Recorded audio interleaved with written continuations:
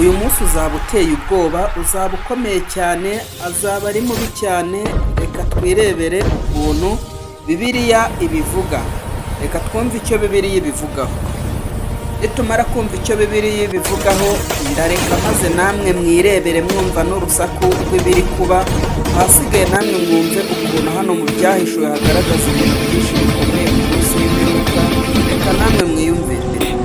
Haravuga ngo abami bo mu isi n'abatware bakomeye n'abatware b'ingabo n'abatunzi n'ab'ububasha n'imbata zose n'ab'umudendezo bose bihisha mu buvumo, mu mavumo no mu bitare byo ku misozi, babwira imisozi n'ibitare bati nimutugweho muduhishe amaso yicaye kuri ya ntebe n'umujinya w'umwana w'intama, uko umunsi ukomeye w'umujinya wabo usohoye, kandi ninde ubasha guhagarara adatsinzwe.